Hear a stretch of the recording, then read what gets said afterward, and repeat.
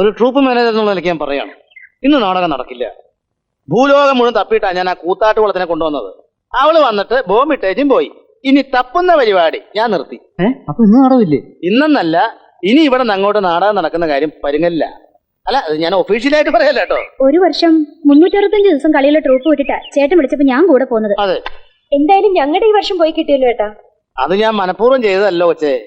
ഇവിടെ നടന്ന മുഴുവൻ സംഭവങ്ങൾ നിങ്ങൾക്ക് എല്ലാവർക്കും അറിയാവുന്നതാണല്ലോ. എന്തെല്ലാം വാഗ്ദാനങ്ങൾ പറഞ്ഞിട്ടാ ചേട്ടൻ എന്നെ ഇങ്ങോട്ട് വിളിച്ചുകൊണ്ട് വന്നത്? എടാ, നിന്നെ കത്തം കെട്ടാല്ലേ ഇങ്ങോട്ട് വിളിച്ചോണ്ട് വന്നത്? അതെ. ഒരു കാര്യം ചെയ്യ്, നീ ഈ വർഷം എവിടെയെങ്കിലും പോ. ഈ വർഷം ഞാൻ എവിടെ പോയി കെട്ടും? നിനക്ക് കെട്ടുകയല്ലേ വേണ്ടു. നീ പോയൊരു പെണ്ണ് കെട്ടറാ. അപ്പൊ കെട്ടിയതിനെയോ? കെട്ടഴിച്ച് വിട്ടേര്. ചവിട്ടുന്നുണ്ട്. അതെ, 4 ടെലിഫിലിം, 1 ടെലിസ്കോപ്പ്, അല്ല സിനിമാസ്കോപ്പ്. ഈ മാസം വന്ന് എന്നെ വിളിച്ചതാ. നിങ്ങളെയൊക്കെ ഓർത്താ ഒരു ഹീറോ ആയ ഞാൻ പോകാതിരുന്നത്. എടാ, നീ നാടകത്തിലെ ഹീറോ അല്ലേ? അതെ. നീ സിനിമയിലോട്ട് പോയി സീറോ ആകുന്ന കാര്യത്തിൽ ഞങ്ങൾക്ക് എല്ലാവർക്കും വളരെ ബുദ്ധിമുട്ടുണ്ട്. അതുകൊണ്ട് നീ ഒരു കാര്യം ചെയ്യ്, നീ ഒരു കോപ്പിലേക്ക് പോകണ്ട. ആർട്ടിസ്റ്റിനെ ഒരുമാതിരി നിങ്ങൾ ഇൻസൾട്ട് ചെയ്യരുത് കേട്ടോ. ശരി, ആർട്ടിസ്റ്റിനെ ഒരുമാതിരി ഇൻസൾട്ട് ചെയ്യരുത്. അതിന് ആർട്ടിസ്റ്റ് ആണെങ്കിലല്ലേ. സ്കോപ്പിൽ പോകേണ്ട ആൾക്ക് സ്കോപ്പിലേക്ക് പോവാം. മറ്റുള്ളവർക്ക് എവിടെയാ സ്കോപ്പ് എന്ന് വെച്ചിട്ടുണ്ടെങ്കിൽ അവിടേക്ക് പോവാം. എല്ലാവരും ഒരു മിനിറ്റ് ഒന്ന് ശ്രദ്ധിക്കണം. നമ്മൾ കാരണം കൊണ്ടാണ് ഈ കുടുംബത്തിൽ ഇങ്ങനെ പ്രശ്നം ഉണ്ടായത്. ഇവിടുത്തെ ഈ പ്രശ്നം തീർക്കാണ്ട് പുതിയൊരു നടിയെ തേടി പിടിച്ച് നാടകം തുടരാൻ എന്നെ സംബന്ധിച്ചിടത്തോളം ബുദ്ധിമുട്ടുണ്ട്. നിങ്ങളുടെ വിഷമം എനിക്കറിയാം. പക്ഷെ ഈ അവസ്ഥയിൽ നിങ്ങളെല്ലാവരും എന്നോട് സഹകരിക്കണം. തൽക്കാലം ഈ ട്രൂപ്പ് പിരിച്ചുവിട്ടിരിക്കുന്നു.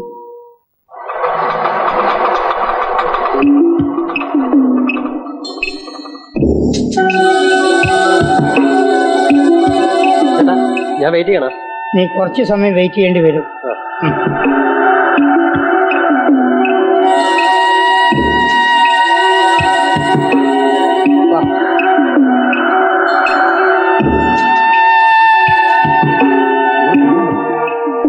എന്താ നിലടഞ്ഞു വന്നേ?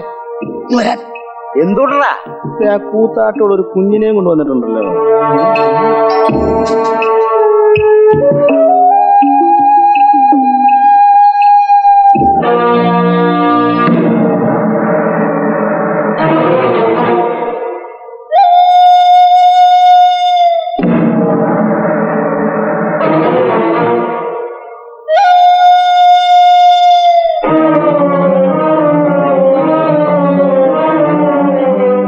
നിന്നെന്തിനാ പിന്നെ ഇങ്ങോട്ട് കെട്ടിയെടുത്തത്? ഈ തറവാട് കുളം തോണ്ടാൻ വേണ്ടി മനഃപൂർവ്വം നീ ഇറങ്ങി തിരിച്ചിരിക്കുക. ഞാൻ എന്റെ കുഞ്ഞിനെ ഏൽപ്പിക്കാൻ വന്നത്. ആഹാ, കൊള്ളാമല്ലോ. കുഞ്ഞിനെ ഏൽപ്പിക്കാൻ ഇതെന്താ അനാഥാലയം പറ്റുവാണോ? ആ കുഞ്ഞിന്റെ അച്ഛൻ വന്നല്ലോ. മോളെ, കുഞ്ഞിനെ അച്ഛന്റെ കയ്യിലേക്ക് കൊടുക്ക്. ഏതായി കുട്ടി? അത് മോനോട് ചോദിക്കും. എന്റെ കുഞ്ഞോ? ആ, അനാവശ്യം പറയരുത്. ഞാൻ ഈ പെണ്ണിനെ അറിയ പോലും ഇല്ല.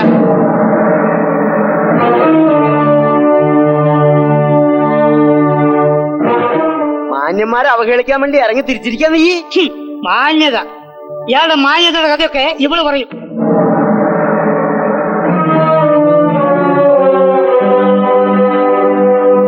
എടീ, എന്താ നിന്റെ ഉദ്ദേശം? നീ ബാലുണ്ട് സ്വത്തും പണം മോഹിച്ചാ ഈ കൊച്ചിനും പൊക്കി പിടിച്ചു വന്നിരിക്കുന്നെ? സ്വത്തും പണവും. സ്വത്തും പണത്തെക്കാൾ വലിയ സ്വത്ത് അവൾക്ക് നഷ്ടപ്പെട്ടിട്ടുള്ളത്. ഇതിനൊരു ന്യായമായ തീരുമാനം എടുത്തില്ലെങ്കിൽ നിന്നിന്ന് വെറുതെ വിടാൻ പോലില്ല. നാട്ടിക്കും ഞാൻ, നാട്ടിക്കും. നാടകത്തിന്റെ പേരും പറഞ്ഞ് കണ്ടിടത്തൊക്കെ കയറി ഇറങ്ങി നടന്നിട്ട് തന്തയാരെന്ന് അറിയാത്ത കുഞ്ഞിനെ കൊണ്ട് വന്നിരിക്കുകയാണല്ലേ? തന്തയില്ലാത്ത കുഞ്ഞ്, നിങ്ങൾ എന്നെ ഇത് പറയണം? എന്റെ മാനം നശിപ്പിച്ചിട്ട് രാത്രിക്ക് രാത്രി ഒളിച്ചോടിപ്പോയ നിങ്ങളുടെ മുന്നിൽ തെളിവായി തരാൻ ഈ കുഞ്ഞല്ലാതെ എന്റെ കയ്യിൽ മറ്റൊന്നുമില്ല.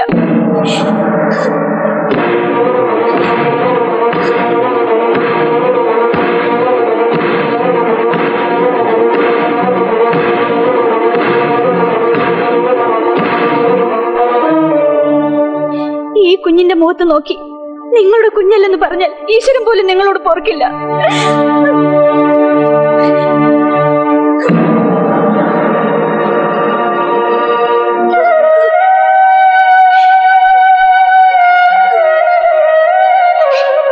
ഇന്നെന്നെ അറിയില്ല എന്ന് പറയേണ്ടത് നിങ്ങളുടെ ആവശ്യമാണ്. നിങ്ങൾ താലി കെട്ടിക്കൊണ്ട് വന്നിരിക്കുന്ന പെണ്ണിന്റെ മുമ്പിൽ സമർത്ഥമായിട്ട് നിങ്ങൾ അഭിനയിക്കുന്നു.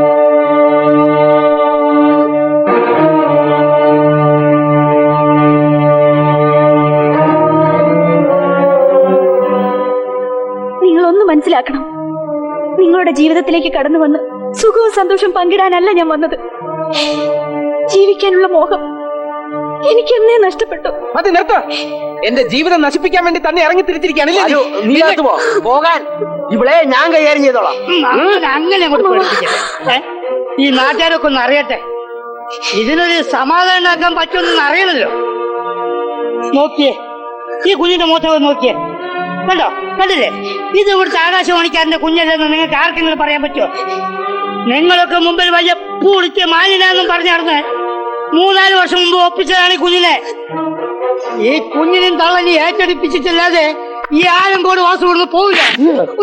കണ്ടടത്തൊക്കെ ഓടി നടന്നൊരു ടേബിളിച്ചും കൊണ്ട് വന്നിരിക്കുന്നു കുഞ്ഞിന്റെ തെളിവെടുക്കാൻ. എങ്ങനെ കൊടുത്തു?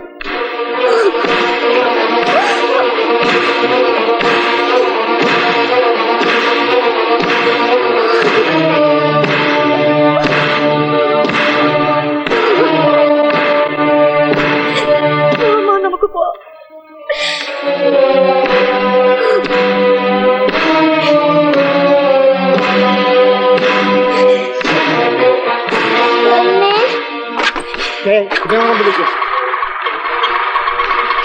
മേലാൽ ഈ പരിസരത്ത് എങ്ങും കണ്ടുപോയി വിടാ വണ്ടി.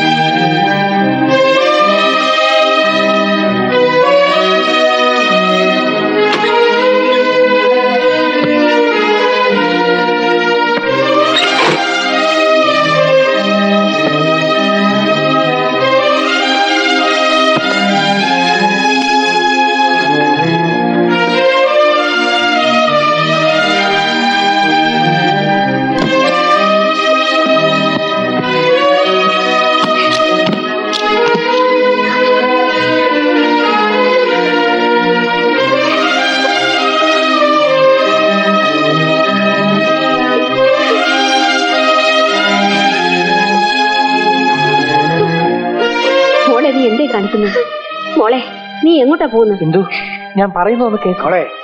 കാര്യം എന്തെന്നറിയാതെ ബുദ്ധിമോശമൊന്നും കാണിക്കരുത്.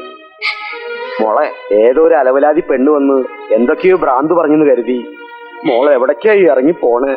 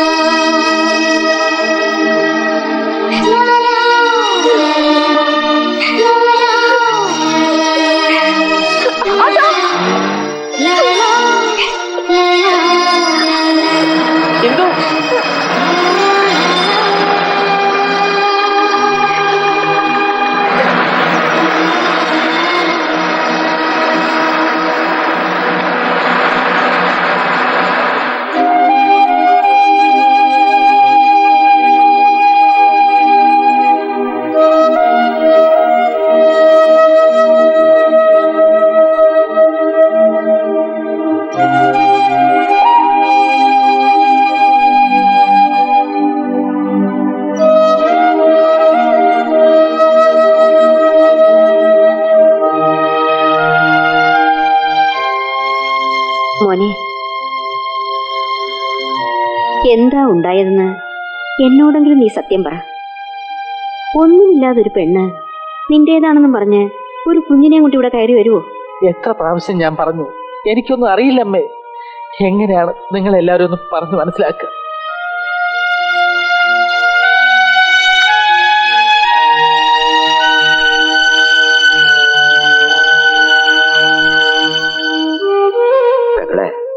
സത്യാവസ്ഥ എന്താന്ന് ഇപ്പോഴും ആർക്കും അറിയില്ലല്ലോ. ബാലുവിനോട് വെറുതെ ചോദിച്ച് ബുദ്ധിമുട്ടിപ്പിക്കണ്ട. നമ്മുടെ ബാലു അങ്ങനെയൊന്നും ചെയ്യില്ല എന്ന് എനിക്ക് നല്ല ഉറപ്പാണ്. ഗുരുവായൂരപ്പ, എന്റെ മോൾ അവിടെ ചെന്ന് എന്തെങ്കിലും അവിവേകം കാണിക്കുമോന്നാ എനിക്ക് പേടി. ഒന്നും സംഭവിക്കാൻ പോകുന്നില്ല.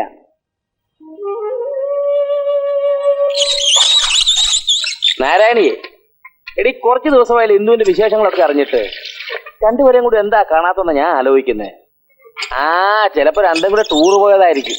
ദേ പിന്നെ കല്യാണം കഴിഞ്ഞ 1-2 ആഴ്ച നമ്മുടെ വീട്ടിൽ കൊണ്ടുവന്ന് നിർത്തുന്ന ഒരു ചടങ്ങുണ്ട്. അതൊന്നും നമ്മൾ ചെയ്തിട്ടില്ല.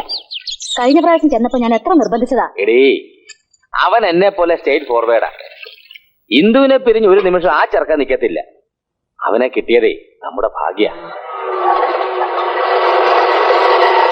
പിള്ളേരുടെ കാര്യം പറഞ്ഞേ ഉള്ളൂ, ദേ എത്തി.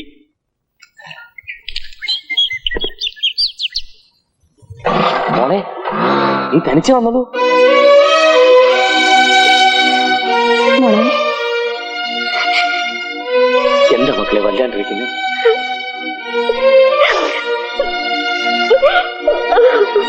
അച്ഛനെ വിഷമിപ്പിക്കാതെ കാര്യം പറയുന്നു.